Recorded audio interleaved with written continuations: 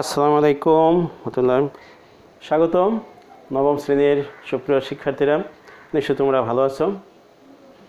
আজকে আমরা আলোচনায় যাচ্ছি নবম ও দশম শ্রেণীর উচ্চতর গণিতের একঘাতি দুই চলকের অসমতার লেখচিত্র।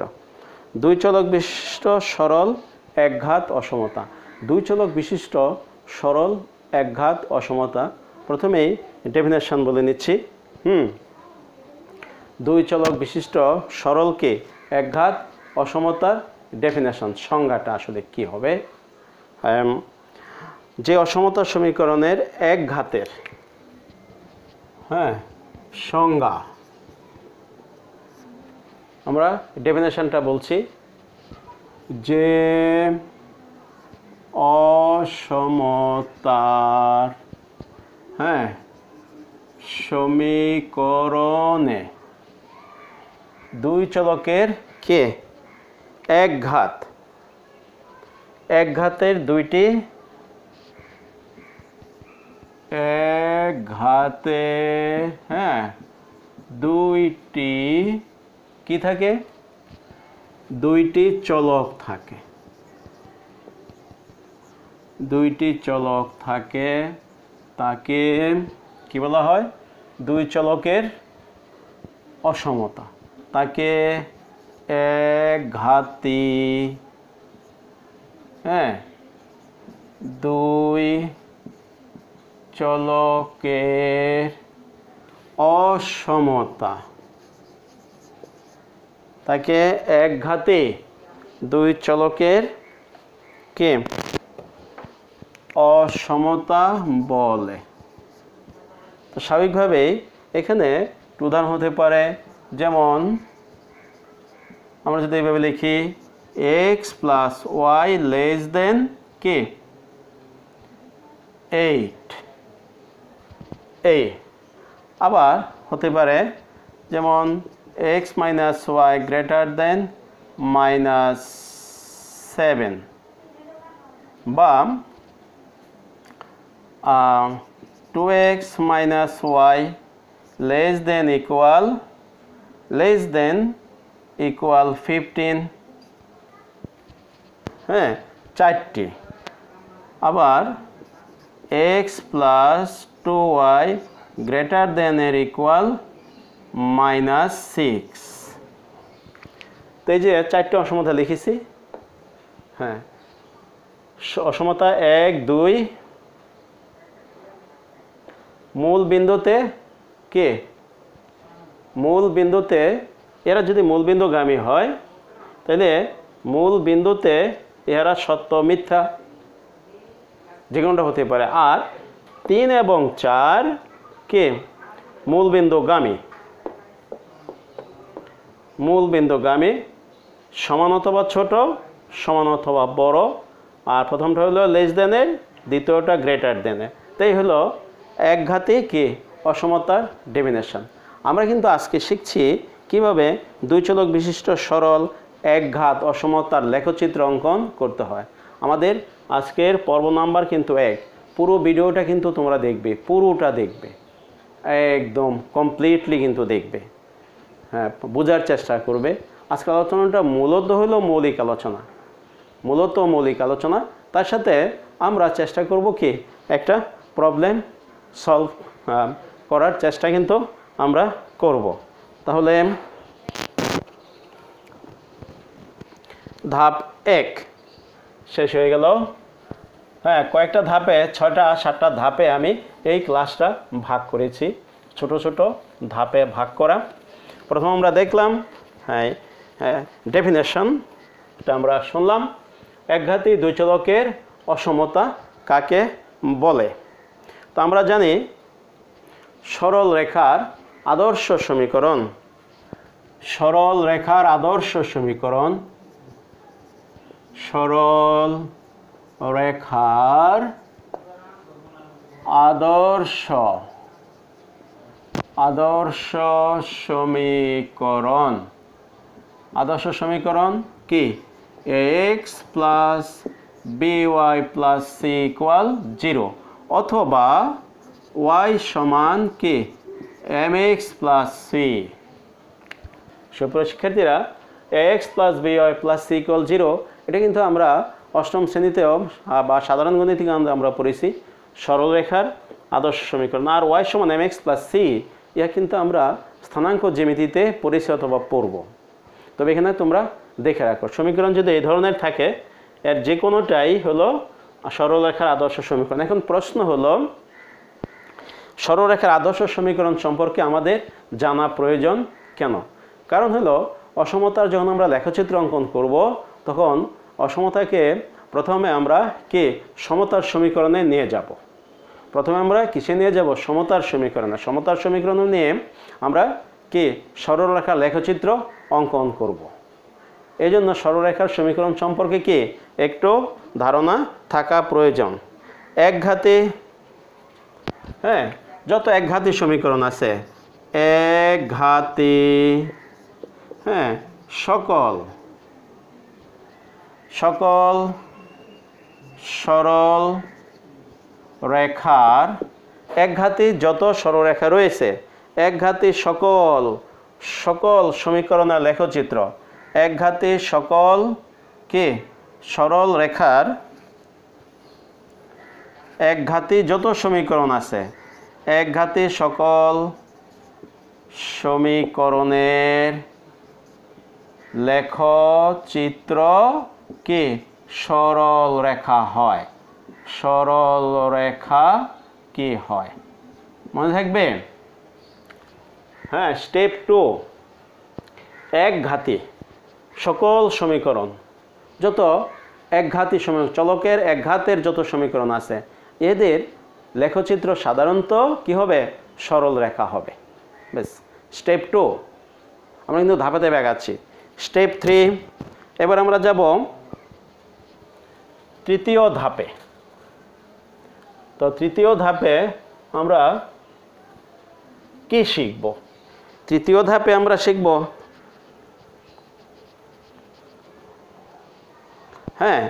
এই যে বাস্তব, আমরা বাস্তব লেখচিত্রের লেখের উপরস্থ যতগুলো বিন্দু রয়েছে, ঠিক আছে, যতগুলো বিন্দু রয়েছে সেই বিন্দুগুলো অন্যান্য বিন্দুকে দুই ভাগে ভাগ করে। সরলরেখার উপর যত বিন্দু আছে,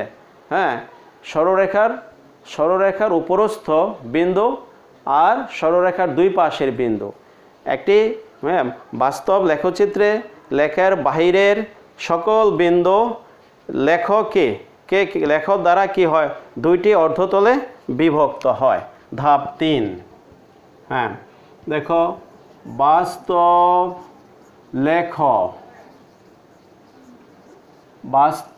লেখচিত্রের বাস্তব লেখচিত্রের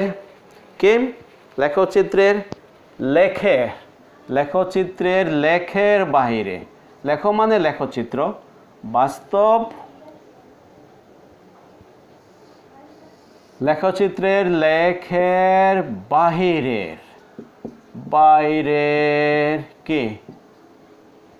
সকল বিন্দু, বাইরের সকল বিন্দু ওই লেখ দ্বারা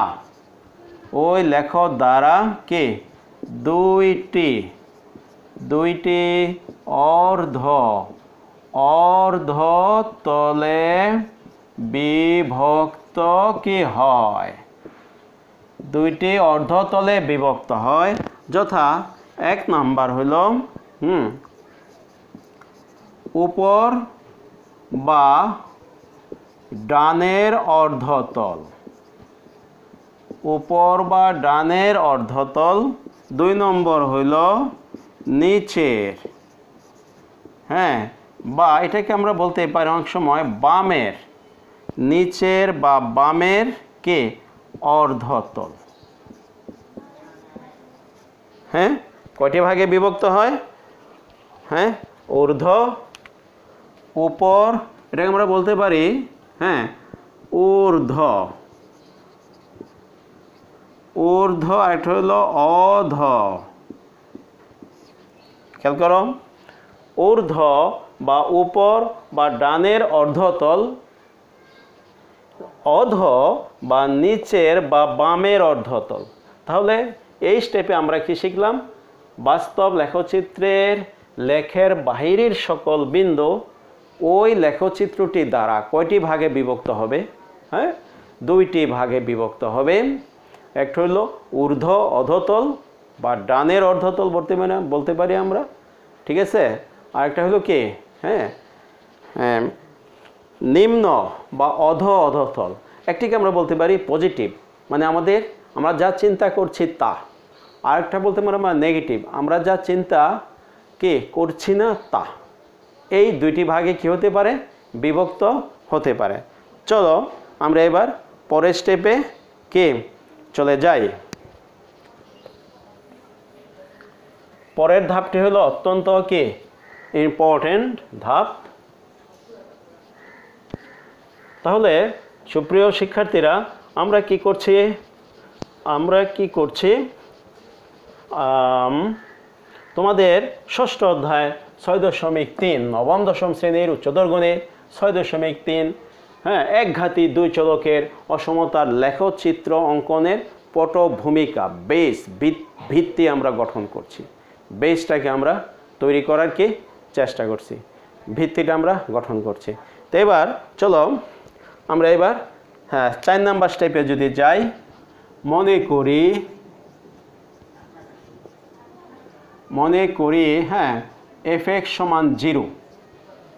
এই যে f(x) = 0, এ একটি ফাংশন বা একটি সরলরেখার লেখের একটি সরল রেখা। তাহলে f(x) = 0 এই সরল রেখার, খেয়াল করো, লেখচিত্র, সরলরেখার লেখচিত্র কি উপরস্থ কি লেখের, হ্যাঁ, নাম্বার 1 উপরস্থ সকল বিন্দুর জন্য উপরস্থ সেই যে বিন্দু, হ্যাঁ, যেমন ধরো আমরা দেখাই, খেয়াল করো, এই একটা গ্রাফ পেপার x ও x প্রাইম, y ও y প্রাইম, খেয়াল করো। তাহলে এই যে আমরা এখানে একটা সরলরেখার সমীকরণ আমরা অঙ্কন করি। তো একটা সরলরেখার সমীকরণ যদি আমরা এখানে অঙ্কন করি, তাহলে এই যে সরলরেখাটা হলো, সেই সরলরেখাটার নাম যদি তুমি দাও AB, তাহলে AB এর ওপর তুমি একটা বিন্দু নাও, সেই বিন্দুটা যদি হয় মনে করো M, তাহলে f(x) = 0 সরলরেখার লেখের উপরস্থ AB সরলরেখার উপরে কিন্তু M একটা বিন্দুকে আমরা কি করলাম? আইডেন্টিফাই করলাম। তাহলে উপরস্থ M বিন্দুর জন্য কি হবে? এই যে উপরস্থ M বিন্দু, সেই M বিন্দুর জন্য কি হবে? ফাংশন অফ M = 0 হবে। M বিন্দুর জন্য কে f of M = 0 হবে। নাম্বার 2, খেয়াল করো, আমরা তো বলেছি ঊর্ধ্বতল আর কি অধতল, এই দুটা তল কিন্তু আমরা নির্দিষ্ট করেছি। একটা ঊর্ধ্বতল, উপরস্থ বিন্দু লেখো, তার উপরস্থ বিন্দু, আর তার ঊর্ধ্বতল অধতল, এই তিনটি ভাগে কিন্তু বিভক্ত। একটা উপরস্থ যতগুলো বিন্দু আছে, আরেকটা হলো সরলরেখার উপরে নয়, ডান পাশে বা ঊর্ধ্বতলে বা পজিটিভ সাইডে বিন্দুগুলো, আর বাম পাশে বা অধতলে বা নেগেটিভ সাইডের কি বিন্দুগুলো। তাহলে ঊর্ধ্বতলের, এখন আমরা যদি ডান পাশের বলি, এখানে মনে করো আরও দুইটা বিন্দুকে আমরা যদি আইডেন্টিফাই করি, একটা বিন্দু, এই বিন্দুটাকে যদি আমরা বলি M1, এখানে একটা বিন্দু, এই বিন্দুটাকে যদি আমরা যদি M2, তাহলে কি ঊর্ধ্বতলে, হ্যাঁ, ঊর্ধ্বতলে সে M1 M2, এই যে দুটা বিন্দু আমরা নিলাম, বিন্দুর বেশি হতে পারে, হ্যাঁ, বিন্দুর জন্য কি হবে, ঊর্ধ্বতলে M1 এবং M2 এই যে বিন্দু আছে এই বিন্দুগুলোর জন্য প্রত্যেকটি বিন্দুর জন্য f অফ কি, খেয়াল করো, M1 গ্রেটার দেন 0 হইতে হবে। ঊর্ধ্বতলে কিন্তু ডান পাশে মানে পজিটিভ সাইডে। তাহলে পজিটিভ সাইড কখন হয়, যখন অসমতার ক্ষেত্রে বাক্যটা সত্য হবে তখন পজিটিভ বা ধনাত্মক, যখন অসমতার ক্ষেত্রে বাক্যটি সত্য হবে। তাহলে f অফ M1 0 হবে, f অফ M2 তাও গ্রেটার দেন 0 হবে। বাস। নাম্বার 3, হ্যাঁ, এবার হলো নিম্ন অধতলে, নিম্ন কে ঊর্ধ্বতলে, অর্ধতলে, ঊর্ধ্ব থেকে নিম্ন অধতলে। তো এই যে নিম্ন বা অধতলে, এরকম যদি আমরা এখানে যদি বিন্দু নেই লেফট সাইডে, মনে করো আমরা লেফট সাইডে বিন্দু নিলাম, এখানে একটা বিন্দু নিলাম, যে বিন্দুটা হলো তোমার মনে করো M3, এখানে একটা বিন্দু নিলাম আমরা, যে বিন্দুটা হলো কি M4 লেফট সাইডে। একটা হলো AB রেখার উপরস্থ M বিন্দু, তার ডান পার্শ্বস্থ বিন্দু পজিটিভ সাইড। এখন পজিটিভ সাইড বলতে বোঝাচ্ছে যে সাইডের বিন্দুর জন্য ওই অসমতাটা সত্য হবে সেটা হলো পজিটিভ সাইড। ঊর্ধ্ব কে, অর্ধেক তল। আর আরেকটা কি তোমার যে, হ্যাঁ, পাশে বিন্দুগুলোর জন্য ওই অসমতাটা কি হবে, হ্যাঁ, সত্য হবে না, সেটা হলো বিপরীত, নেগেটিভ, হ্যাঁ, না বোধক বা নিম্ন অর্ধতল। নিম্ন অর্ধতল সবসময় কিন্তু মনে রাখতে হবে। তাহলে নিম্ন অধতলে, হ্যাঁ, যদি M3 মনে করো M4 এই যে বিন্দুগুলি আছে এই বিন্দুর জন্য এবার কি হবে, function of M3 less than 0 হবে, ফাংশন অফ M4 তাও লেস দেন 0 হবে। আমরা কিন্তু আরেকটা ধাপ, কখন লেস দেন হবে কখন গ্রেটার দেন হবে, ঊর্ধ্ব অধতল আর কি নিম্ন অর্ধতল, ঊর্ধ্ব, হ্যাঁ, অধতল, ঠিক আছে, ঊর্ধ্বতল, নিম্ন অর্ধতলে, অর্ধেক তল। এবি সরলরেখাটি, হ্যাঁ, সম্পূর্ণ তলকে 3টি ভাগে ভাগ করেছে। এবি রেখার উপর অবস্থিত সব বিন্দুগুলো একটা ভাগে বিভক্ত। ওকে, যে বিন্দুগুলোর জন্য ওই অসমতাটা সত্য, ঠিক আছে, সেটা হলো কি, ঊর্ধ্ব অর্ধেক তল, তলের একটি সাইড, একটি পার্শ্ব, এটাকে আমরা পজিটিভ সাইডও ধরতে পারি, ধনাত্মক সাইড। আর এই এবি রেখার যে পাশের বিন্দুগুলোর প্রত্যেকটির জন্য, তোমরা জানো একটা বিন্দু মানে ভুজ এবং কুটি, তাহলে ওই অসমতায় ভুজ এবং কুটির মান বসাইলে কি অসমতাটি সত্য হয় না, ঠিক আছে, অসমতাটি মিথ্যা হয়, ঠিক আছে। সেই ক্ষেত্রে প্রত্যেকটি বিন্দুর ক্ষেত্রে ওই ফাংশনটি কি হবে, নেগেটিভ হবে, মানে কি লেস দেন হবে। ওকে, লেস দেন 0 মানে ঋণাত্মক হবে, লেস দেন 0 হওয়া মানে কি হওয়া, ঋণাত্মক হওয়া। তাহলে কিন্তু আমরা আরেকটি কি দিক আমরা তুলে ধরলাম এখানে, খুব ভেরি ইম্পর্টেন্ট কিন্তু এই ধাপটি, এই স্টেপটি, এই ধাপটি। আমরা পরের ধাপে যাব। পরের ধাপে গিয়ে আমরা শিখব আমরা কিভাবে সাইড নির্ধারণ করব, তল নির্ধারণ করব কিভাবে, ধনাত্মক, ঋণাত্মক, হ্যাঁ, সত্য, সত্য নয়, সত্য অথবা মিথ্যে মানে ভুল, হ্যাঁ, সমর্থন করে আর কি সমর্থন করে না, এই সাইডগুলো আমরা কিভাবে নির্ধারণ করব সেই বিষয়ে আলোচনা হবে। অসমতার লেখচিত্র অঙ্কন করব কীভাবে আমরা এবার দেখি। আমরা এবার অসমতার লেখচিত্র আমরা অঙ্কন করার পদ্ধতি। অসমতার সমীকরণকে অসমতার লেখচিত্র অঙ্কনের পদ্ধতি দেখো। অসমতার লেখ অঙ্কন পদ্ধতি। আচ্ছা, নাম্বার 1, অসমতার সমীকরণকে আমরা সমতার সমীকরণে রূপান্তর করব। অসমতার সমীকরণকে সমতার সমীকরণে রূপান্তর করে কি করব? হ্যাঁ, ওই সমীকরণের লেখের জন্য কমপক্ষে 2টি বিন্দুকে নির্ণয় করব। 2টি বা 3টি বিন্দু আমরা নির্ণয় করব। 1 নম্বর হলো, প্রথম কাজ হলো অসমতাকে সমতার মানে সমান চিহ্ন সমতার সমীকরণে প্রকাশ। অসমতার সমীকরণকে আমরা কি করব? সমতার সমীকরণে প্রকাশ করে এর জন্য এর লেখের জন্য হ্যাঁ 2টি বা 3টি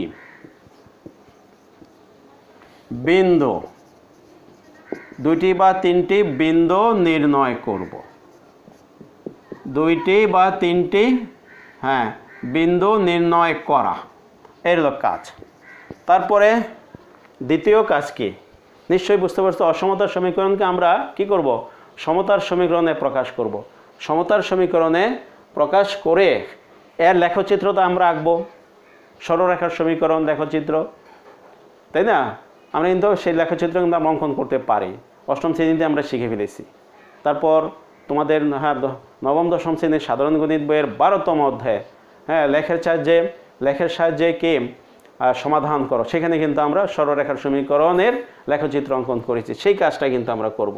তাই 2-3টা বিন্দু নির্ণয় আমরা করব। এই 2-3টে বিন্দু নির্ণয় হ্যাঁ করে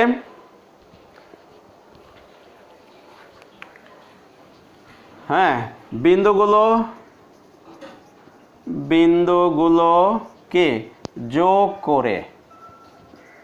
যোগ করে কে প্রাপ্ত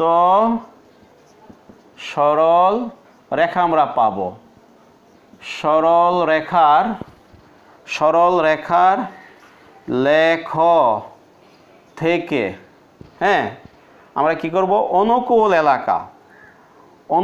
এলাকা বের করব। অনুকূল এলাকাকে নির্ধারণ করব।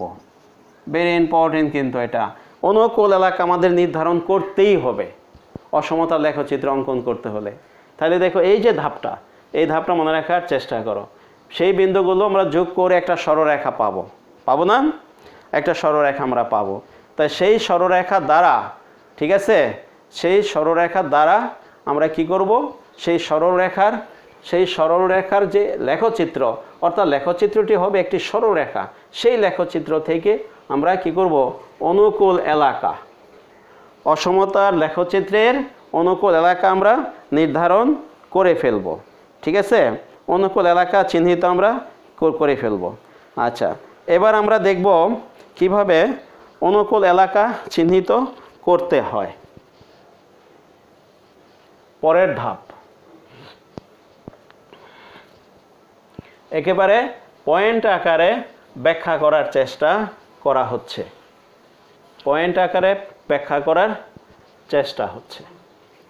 এবার হলো অনুকূল এলাকা নির্ধারণ করা।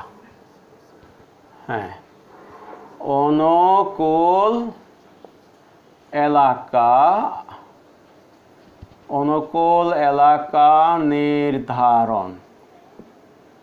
আচ্ছা, নাম্বার 1, অনুকূল এলাকা নির্ধারণের জন্য বিভিন্ন পদ্ধতি আছে। হ্যাঁ, তবে অসমতল লেখচিত্রটা ওই সমতলের কোন দিকে হবে তা আমরা কি করব? চিহ্নিত করব। এখন অসমতার মূল বিন্দুতে যদি প্রদত্ত অসমতাটি খেয়াল করো, 1 নম্বর হইল প্রদত্ত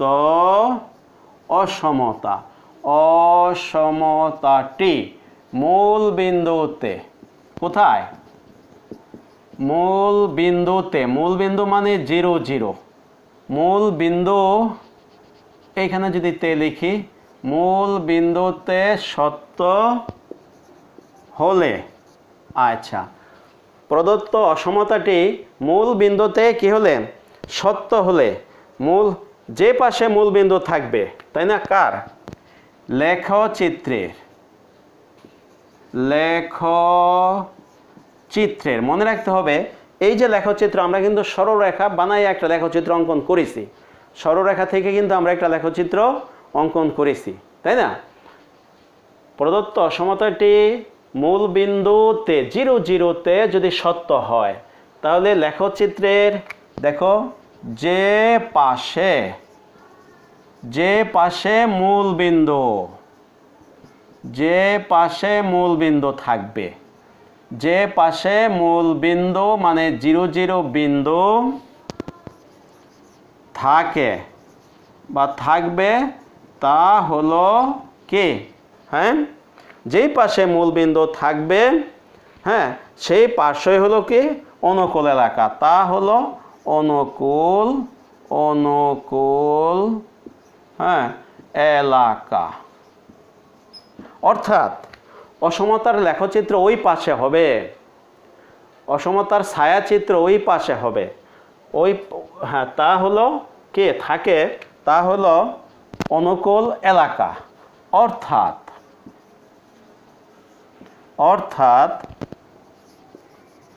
অসমতার ছায়াচিত্র ওই পাশে থাকবে। ভেরি ইম্পর্টেন্ট কথা কিন্তু এটা, অনুকূল এলাকা। অর্থাৎ অসমতার ছায়াচিত্র কি? ওই পাশে থাকবে, অসমতার ছায়াচিত্রটা কি হবে? ওই পাশে থাকবে। এখন আমরা একটা সমীকরণ চিন্তা করি। মনে করো 2x - y কি লেস দেন কত? 6। তো একটা অসমতা না 2x, এই অসমতা টি, টয়ের শিকার টি মূল বিন্দুতে 0 0-তে আমরা চিন্তা করে দেখি। খেয়াল করো 0 0-তে কি অবস্থান দাঁড়ায়? 2 × 0 - 0 লেস দেন কি 6। তাহলে এইটুকু আসলে কি দাঁড়ালো? 0 লেস দেন 6। তো 0 থেকে লেস দেন 0 তো 6 থেকে ছোট, তাই না? 0 লেস দেন 6 এর সত্য না? তাহলে এই যে বলছে যদি এটা মূল বিন্দুতে সত্য হয়, তাহলে সত্য হলো। এখন আমরা মনে করো এই সমীকরণের লেখার জন্য কয়েকটা বিন্দু আমরা বের করি। কয়েকটা বিন্দু যদি বের করি, তাহলে বিন্দুগুলি কি হবে? 2x - y ইকুয়াল কি? আমরা এটাকে 0 ধরলাম। খেয়াল করো 2x - 1 এটাকে আমরা যদি 0 ধরি, তাহলে আমরা কয়েকটা বিন্দু কিন্তু পেয়ে যাই। আমরা কিন্তু কয়েকটা বিন্দু, দুইটা বিন্দু যদি আমরা নেই x y, তাহলে এখান থেকে আমরা পাই y সমান 2x, তাই না? তাহলে x এর মান যদি 1 হয়, y এর মান 2, x এর মান যদি 3 হয়, y এর মান কত হবে? 6। তাহলে এই যে লেখচিত্রটি, এই সরলরেখার সমীকরণটি এরকম হবে, তাই না? এটা যদি হয় AB একটি সরলরেখা, এ হলো x y, এটা হলো মূল বিন্দু। তাহলে এই ক্ষেত্রে খেয়াল করো 2x - y লেস দেন 6, এই অসমতাটি মূল বিন্দুতে 0 0-তে 2 × 0, x এর মান 0, y এর মান 0 বসাইবা। তাই 2 × 0 - 0 লেস দেন 6 বা 0 লেস দেন 6, 0 হইল 6 থেকে ছোট। তাহলে এই বাক্যটি কিন্তু সত্য। ওকে, এই বর্ণনা অনুযায়ী বাক্যটি কি? সত্য। যদি এই বর্ণনা অনুযায়ী বাক্যটি সত্য হয়, তাহলে এখন 2x - y ইকুয়াল 0 সমতার সমীকরণ নিয়ে আমরা একটি সরলরেখার সমীকরণ আঁকতে পারি কি 1 2 3 6 1 2 তাহলে এই যে সরলরেখাটি কি হবে 3 6 1 2 x এর মান উপরের দিকে 2 ঘর তো এটা এই দুটা বিন্দু মনে করো আমরা কি পেয়ে গেলাম ঠিক আছে তাহলে এই যে বিন্দু দুটো আমরা পেয়ে গেলাম তাহলে এই যে সরলরেখাটি এই সরলরেখার যে পাশে কি যে পাশে এই সরলরেখার বাম পাশে যে পাশে মূল বিন্দু ওইটাই হলো অনুকূল এলাকা তাহলে এইটুকু হলো কি অনুকূল এলাকা তার মানে এখানে কি হবে এর ছায়াচিত্র হবে এই দিকে এটাই হলো তোমার কি আমি এখানে এইভাবে লিখে দেই যদি এইটাই হলো কি অনুকূল এলাকা অর্থাৎ এই অসমতার ছায়াচিত্র হবে এবি সরলরেখার কি যে পাশে মূল বিন্দু আছে সেই পাশে এবি সরলরেখার যে পাশে মূল বিন্দু আছে এখানে কিন্তু হ্যাঁ পজিটিভ সাইড যে পাশে মূল বিন্দু থাকবে সেই দিক সেটাই হলো ধনাত্মক দিক এটাই হলো পজিটিভ দিক যে পাশে মূল বিন্দু থাকবে সেই পাশটাই কি ধনাত্মক দিক এবার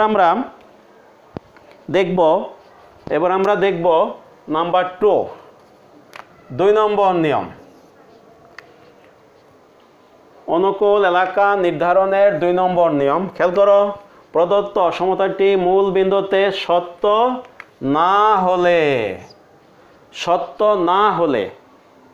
মূল বিন্দুটি সত্য না হলে মূল বিন্দুটি যদি সত্য না হয় সেক্ষেত্রে লেখচিত্রের যে পাশে মূল বিন্দু আছে হ্যাঁ থাকে তার বিপরীত পার্শ্ব হবে কি অনুকূল এলাকা যদি প্রদত্ত অসমতাটি মূল বিন্দুতে সত্য না হয় ঠিক আছে যদি সত্য না হয় অসমতাটি সত্য তাহলে লেখের যে পাশে মূল বিন্দু অবস্থিত তার বিপরীত পার্শ্বটাই হবে কি অনুকূল এলাকা তাহলে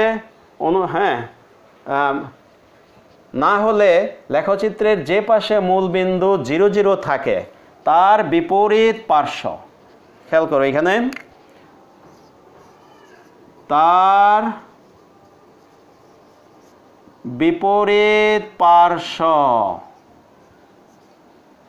অনুকূল এলাকা তার বিপরীত পার্শ্ব হবে অনুকূল এলাকা এখানে খেয়াল করতে হবে হ্যাঁ আমি আন্ডারলাইন করছি আমি পুরো লেখাটা কি রিপিট করছি না হ্যাঁ ওই লেখা দিয়ে চালিয়ে দিচ্ছি তার বিপরীত পার্শ্ব অনুকূল এলাকা অর্থাৎ অসমতার ছায়াচিত্র ওই পাশে থাকবে তার বিপরীত পার্শ্বে থাকবে কি অসমতার ছায়াচিত্র তো আমরা এখানে একটা কাজ করতে পারি এবার আমরা একটা কাজ করি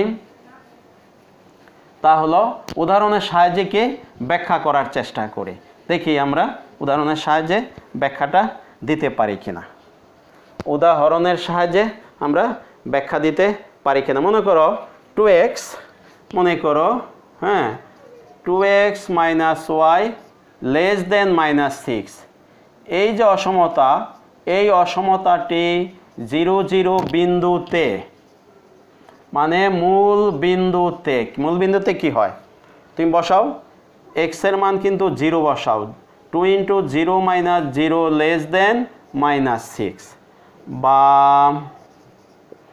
তাহলে এটুকুর মান কি 0 0 লেস দেন -6 বলো তো দেখি ইয়া কি সত্য 0 লেস দেন -0 কি -6 থেকে ছোট নো সংখ্যা রেখায় দেখো 0 -6 এর ডান পাশে অবস্থিত তাহলে 0 হলো বড় -6 হলো ছোট তাহলে 0 লেস দেন ইয়া সত্য নয় তাই না সত্য নয় তাহলে যদি সত্য না হয় তাহলে এই ক্ষেত্রে আমরা কি করব 2x - 1 = 0 বা এখান থেকে আমরা কি লিখব y সমান কি 2x তাহলে এর জন্য আমরা কি করব কমপক্ষে 2টা বা 3টা বিন্দু আমরা বের করি সে আগের মতোই বিন্দু বের হবে x তারপরে y আচ্ছা খেয়াল করো x এর মান যদি 1 হয় y এর মান কত হবে 2 x এর মান যদি কত হয় হ্যাঁ 4 হয়, ওয়াইয়ের মান কত হবে? 4 দুগুণে 8। এখন এর লেখচিত্র আমরা অঙ্কন করি। খেয়াল করো, আমরা যদি এর লেখচিত্র অঙ্কন করি, এটা হলো এক্স 1 2 1 উপরের দিকে কি 1 ঘর 2 ঘর, এইখানে হবে বিন্দুটি। আর 4 8 1 2 3 4 8 মনে করো এইখানে গেল বিন্দুটা, এটা হলো 4 8 বিন্দু, আর এটা কি 1 2 বিন্দু। আমরা যদি একটু যোগ করে দেই, খেয়াল করো, এটা হইল কি, এইখানে হইল ওয়াই, এ হইল এ বি। তাহলে এক্ষেত্রে এ বি সরলরেখার যে পাশে মূল বিন্দু, দেখো লেখচিত্রের যে পাশে মূলবিন্দু থাকে, তার বিপরীত পার্শ্ব অনুকূল এলাকা। তা লেখচিত্রের মনে হচ্ছে আমাদের রাইট সাইডে নিচের দিকে কি মূলবিন্দু, তাহলে অনুকূল এলাকা কোনটা হবে? অনুকূল এলাকা হবে কি এই পাশেরটা হবে কি তার অনুকূল এলাকা। তো এইখানে ছায়াচিত্র হবে তার বিপরীত পাশে, ঠিক আছে? অর্থাৎ অসমতার ছায়াচিত্র ওই পাশে, যে পাশে মূলবিন্দু তার বিপরীত পাশে, ওই পাশে। তাহলে এই ক্ষেত্রে এইটা হলো তোমার কি অনুকূল এলাকা,